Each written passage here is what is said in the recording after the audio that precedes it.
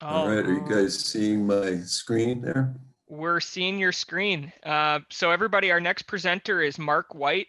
Mark is a forest ecologist with the Nature Conservancy based out of Minnesota, and he's going to be sharing kind of an overview, I think, of this Conifer Strongholds in a Changing Northwoods landscape project. He's going to give us a lot of foundational information about that. And again, this is another area where there's a lot of case studies on the Great Lakes Silviculture Library. There are links on the enhanced abstract for this presentation. I encourage folks to search and look into those. And with that, I'll leave it to you, Mark. Great, thanks. We appreciate the chance to be here and talk about this project. And yeah, I just wanted to say it's great to see some of these silviculture library projects being presented like this. Yes, I just want to quickly acknowledge my co-authors, Meredith Cornett, Science Director, and Chris Dunham, who is our Resilience Forestry Manager in Minnesota. And yeah, so I'm going to give you an overview of this project, which is one of our climate adaptation projects, climate adapted forest management projects we've implemented in northeastern Minnesota. So I'm going to just start out with a quick just look at our study region, just a little bit about northern forests and species responses to climate warming or climate heating. A quick overview of our forest restoration work and kind of why that's important for applied research. Then get into the climate adaptation part of this. And, this Conifer Strongholds, we call it a resilience strategy. There are other strategies out there too, which I'll mention just a little bit. And, so anyways, I'll go through that project and then we're going to shift gears a little bit, just talking about sort of resilient landscapes and, why that's important for climate adaptation, and then talk about some of the applications of this work. So yeah, so northern Minnesota, northeastern Minnesota has, seen significant climate warming, over the last century. And in fact, northern Minnesota is one of the most rapidly warming areas in the lower 48 states, so, it's something we should be paying attention to at least. And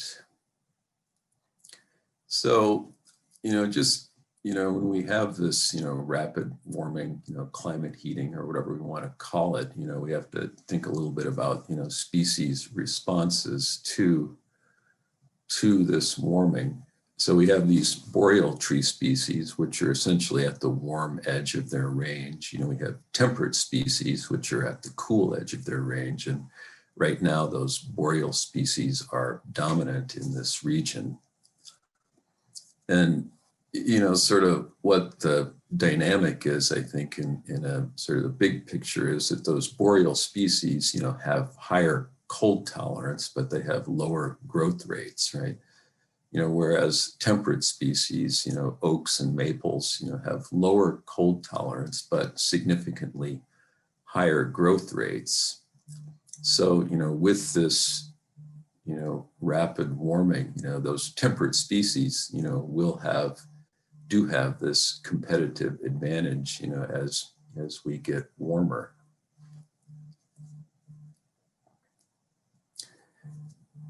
So just, in the context of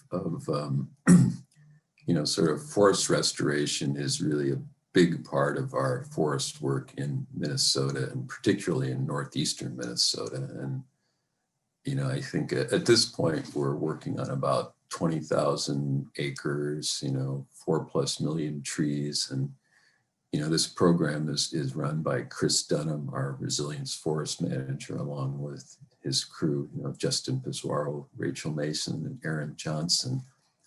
And you can kind of see the distribution of sites out there across northeastern Minnesota.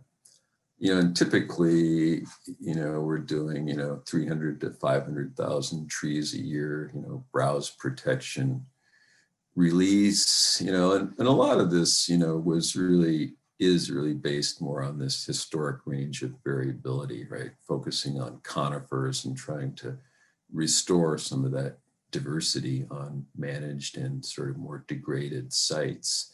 And more recently, there's been a little more emphasis on some of these temperate species like red oak, bur oak, and yellow birch. And, this restoration work is really, heavily partner oriented. Most of it is on public lands, and we have these partnerships and landscape collaborative groups. And there really is, very extensive planning and cooperation. But the other part of this is this restoration work really gives us an opportunity to develop some of these applied research projects that are, essentially looking at, typical, forestry operations on the ground. And we're able to kind of get in there and set up some of these projects where we can learn through, essentially, these, active forestry operations out there. So, anyways, it's great in that way, and that we've got restoration going on, and we could actually, develop some, useful learning, hopefully. So I'm going to just say a little bit about, adapting forest management to climate change. And, there are a number of different strategies. So the one I'm going to talk about, Conifer Strongholds, is really about, we would say it's about building resilience, basically kind of maintaining, increasing species diversity on climate resilient sites. The other one that we're also working on is what we call adaptation forestry, which really focuses on population assisted migration of temperate tree species, mainly bur oak and red oak. So I'm not going to talk about that today, but there are, you can target those kind of restorations to different sites and landscapes depending on the, climate and site conditions there. So, so target boreal conifer restoration to climate resilient sites. And just a little background, resilience we define as the capacity of a physical site to maintain species diversity and ecological function as the climate changes. Landscape diversity, so landforms control the distribution of moisture, nutrients, and climate effects, and, create this microclimate buffering on the landscape. And then there's just thinking about regional climate variation. And, like landscape diversity, there's, our landscapes in northern Minnesota do have a lot of diversity in terms of topography and soils. And climate also varies across this region too. And, so anyway, it's something we can factor in when we're looking at climate resilient sites. So a climate resilient site we're defining as, is cool and moist at a regional scale, has high landscape diversity, meaning, a variety of landforms, soil properties, wetland inclusions, and also has a sort of cool site level microclimate. So those sites, I think the point is that sites that tend to maintain these cooler conditions are, essentially going to be more optimal for these boreal tree species. So, and again, just landscape diversity. If you look at this figure here, you can kind of get the idea that we're looking at this variety of topographic features, right? Slope, aspect, position, soil properties, and streams and wetlands. And the other important part of this is just sort of permeability or connectivity. So our hypothesis is, planting boreal conifers on climate resilient sites, high landscape diversity, cool temperatures will result in higher survival and growth. So landscape diversity on the left, the greens are, the dark greens have high landscape diversity, lighter colors, less so. And then temperature patterns, you can see these patterns of cooler or warmer sites, with long-term climate averages shown here.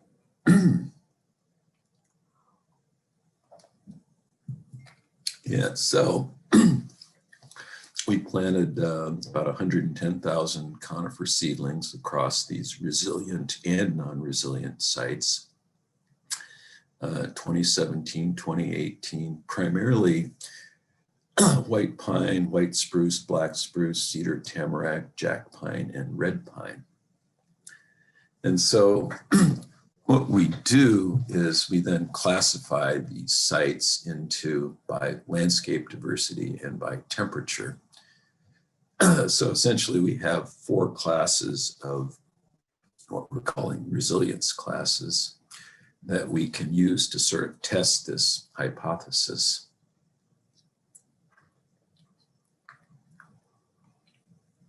So,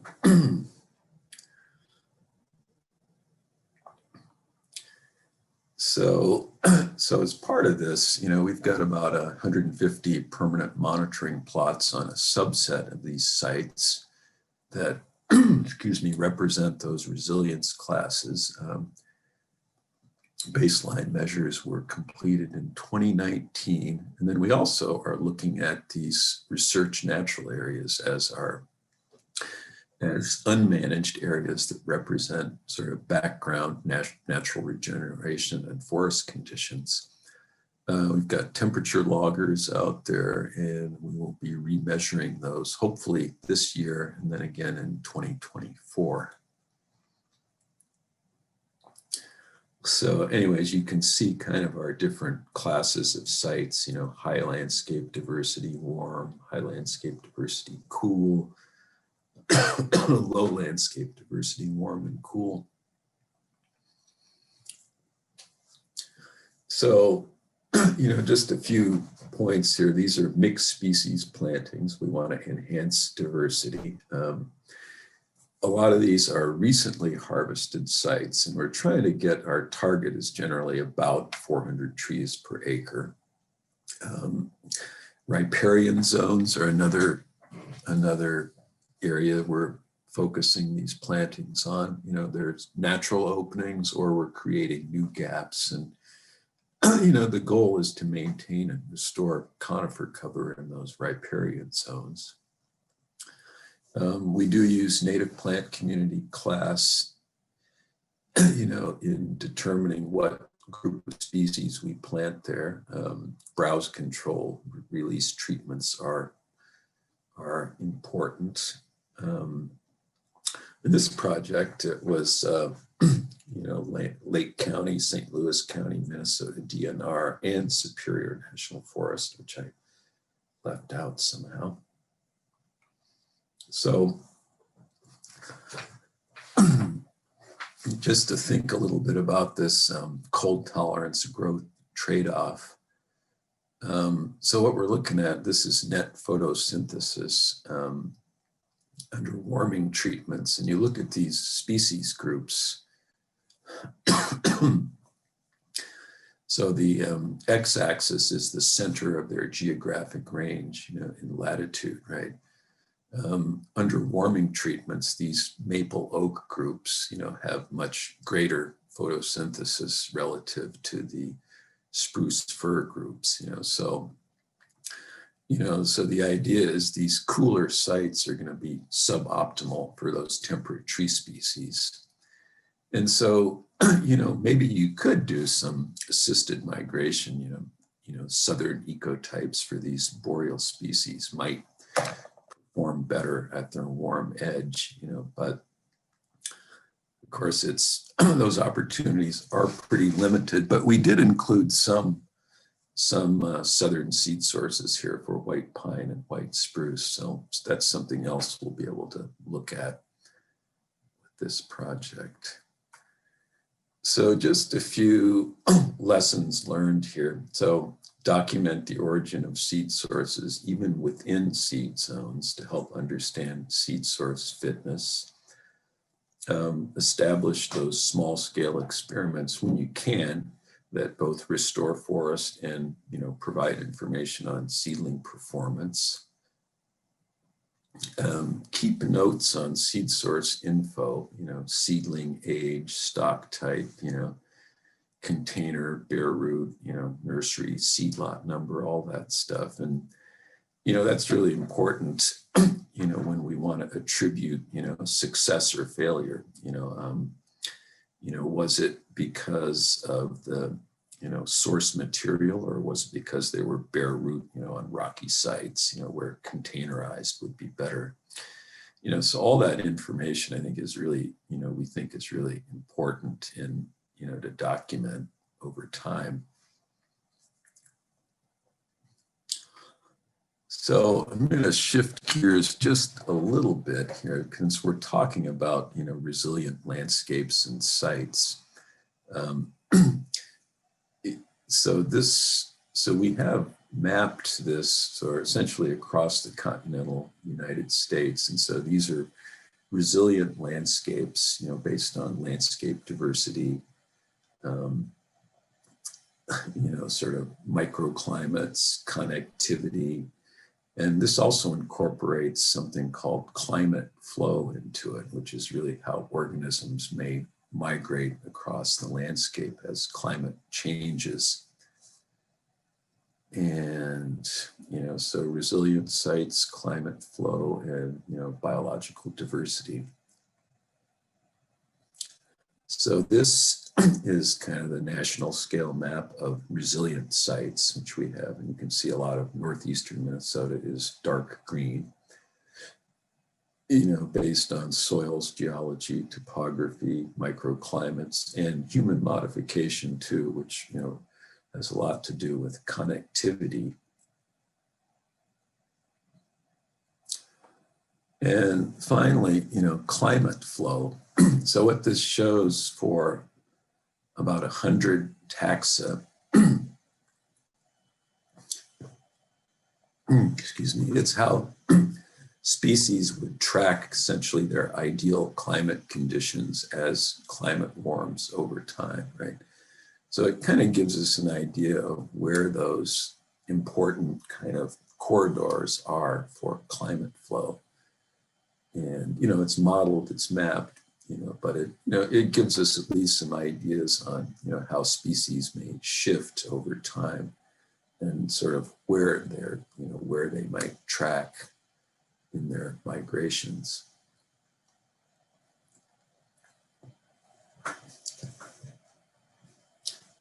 So at any rate, I think these are sort of useful, at least landscape level tools for thinking about, resilience-based management. And so some of the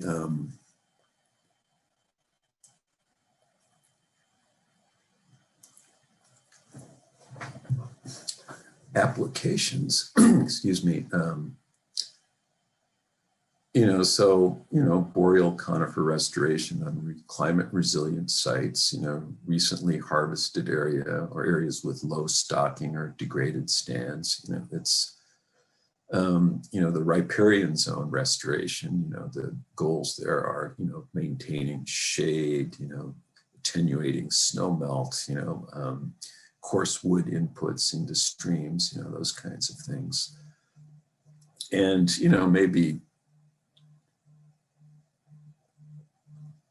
think the other big part of this is just, maintaining habitat for boreal defended wildlife species. On climate resilient sites, it means we should have more stable habitat conditions as climate warms. And so, if you want to get a little more in-depth look at this particular project, anyways, you can look at our article in the Journal of Forestry, Partnerships to Take on Climate Change.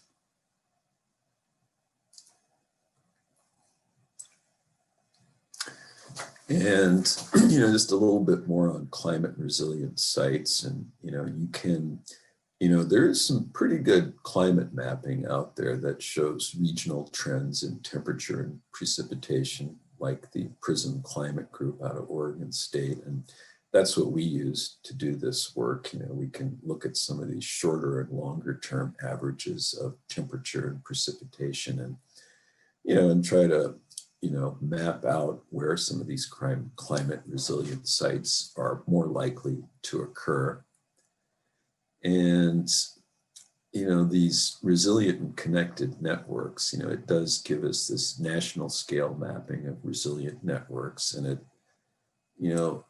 at least we think, this can be a pretty useful sort of landscape level planning tool for, implementing a variety of, forest management operations and, thinking about wildlife habitat and biodiversity and, where we can be successful with different kinds of strategies. It gives us a way of looking at the landscape in a certain way. So, and I did include a kind of a short, 1 or 2 pager on these resilient connected networks for Minnesota on the course website. So if you're interested, there is material there, or we would be glad to send it your way. And I think that's all I got for today. So anyways, thanks for listening and watching, and glad to entertain questions. Great, thank you. We've got a couple of questions that have already come in. The first one is it too early to start converting that southern boreal forest towards temperate conditions if we're able to potentially reverse climate warming in the next coming decade or two? Yeah, I don't know. I mean, that's a good question.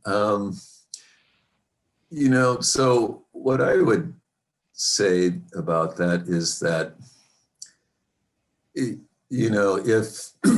we're targeting those temperate species on, just sort of areas that are typically, warmer regionally, they might, they probably are still dominated by boreal species, but if we're being a little sort of intentional about where we do it, then, I guess I wouldn't be worried about the reversing climate change. I think part of it is just atmospheric concentrations are so high that, the warming is going to be here for a while, even if we're actually able to, to essentially put the brakes on on greenhouse gases. It's going to be just the climate forcing of those greenhouse gas concentrations is going to keep it warm for a while longer. So I think we're still, those are still good strategies. It's just maybe doing them in the right places. That answers the question. I'm going to do one more question here live, and then for others that have put in a question, I'd encourage you to maybe just send that question in a chat directly to Mark, and maybe he can give you a quick reply, or touch base with him in some other way. So the last question here live is going to be, Mark, is the TNC using the blister rust risk map to help determine which sites are appropriate for eastern white pine in this study area? Yeah, well, I would like to say that we are, but we're a, I think that white pine still, it grows pretty well out there in the places we're putting it in, and we can do, at least we have the resources to do, basal pruning and that kind of thing, and so we're, we take that into account a little bit, but I think it's more, when we have the opportunity to do, restoration and put white pine in the ground, we're probably not going to back away from it, because of blister rust risk, although, it's something we probably should pay more attention to. And that's a good point. I will note that one for the future. All right. Well, we've hit our kind of break time here, but I think what we're going to do is, if you need to step away, we've got a roughly 10-minute break here. We'll be kicking off the next block, which is our forest industry panel discussion at 10:15 sharp. But we've got a couple of more questions that came through, and maybe we'll just go here for another minute or two into the break. Again, if people want to get up and leave, that's fine. Otherwise, we'll just hit these last couple of questions while we're at it. The next question was from Nick Jensen. Do you have any other strategies for managers beyond planting seedlings? Potentially specific silvicultural strategies or considerations that they could maybe achieve similar effects? Yeah, it's not something we're able to do a lot of, but for instance, what, Wes was talking about, sort of the shelterwood seed tree stuff. And, it's sort of, manipulating, doing stuff to change canopy structure, create openings, a little more canopy complexity, altering the light environment, scarification, like Wes was talking about. There certainly are a lot of those things, and you can see, out there on, some of these sites we work on, you certainly get, you can get a lot of, natural white pine and, spruce and other, other establishment, especially when you get a little bit of soil disturbance out there, and, the light environment is altered enough, where you can get some decent growth on seedlings. So certainly from that, without going into specifics, I think there are, a lot of, strategies that can be effective that way, that don't require planting. Okay. All right. And our last question that's come through here is, the Nature Conservancy has acquired lands in the past based on unique ecological characteristics. How do these line up with the resilient sites and the flow of plants, animals, and birds? So I guess, how are those kind of past acquisition characteristics aligning with these goals for resistance and resilience? Yeah, that's actually that's a pretty good question. I think, some of those, those acquisitions are, sometimes they're, I don't want to call them opportunistic, but, the sort of chances, to acquire some of these lands don't necessarily come up all the time, right? So you have to kind of take them when you can get them. But, I would say like our Sand Lake Seven Beavers Preserve, is really in one of those sort of cool, dependably cool areas, low landscape diversity, but it's a good one for trying to, restore those boreal conifer species, and, maintain those habitat conditions. the Upper Manitou Forest, for instance, or our recent acquisition, a couple thousand acres up in the Temperance River watershed. Those are a little different. Upper Manitou is more of a mix of, kind of, northern hardwood conifer stuff, kind of that patchwork of, MHN 45 and fire dependent and lowland conifer. So it does capture some of that landscape mosaic, that's characteristic out that way. So yeah, I mean, I think, it's part of what we consider, but there's also the sort of the, when the opportunity happens, you have to do it. Yeah, but that's a really good question. Great. All right. Well, I think we're going to call the Q&A session there for now. If you've got direct questions for Mark, feel free to reach out to him if you want to keep the conversation going. Otherwise, we've got just a few minutes left, and we'll convene at 10:15 sharp for the panel discussion.